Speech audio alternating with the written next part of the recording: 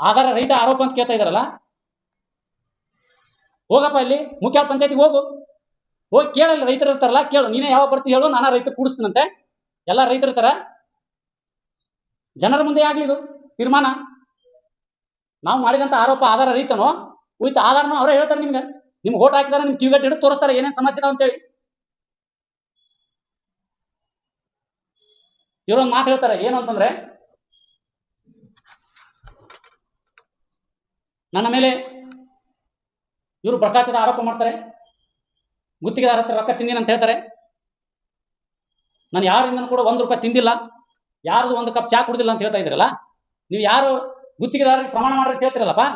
ನಾ ಕೇಳಕತ್ತೀನಿ, ಗುತ್ತಿಗೆದಾರ ಯಾಕೆ ಪ್ರಮಾಣ ಮಾಡ್ತಾರ? ನೀನೇ ಹೋಗಿ ಪ್ರಮಾಣ ಮಾಡು. ಐನ್ ಕೂಡ ನಿಂತ್ಕೊಂಡು ದೇವ್ರ ಕೂಡ ನೀನೇ ಪ್ರಮಾಣ ಮಾಡು, ನಾನು ಯಾವ ಗುತ್ತಿಗೆದಾರಿಂದ ₹10 ತಗೊಂಡಿಲ್ಲ ಅಂತೇಳಿ. ಅವ್ರನ್ನ ಯಾಕೆ ಪ್ರಮಾಣ ಮಾಡ್ತಾ? ಮೊದಲು ನೀ ಪ್ರಮಾಣ ಮಾಡಪ್ಪ.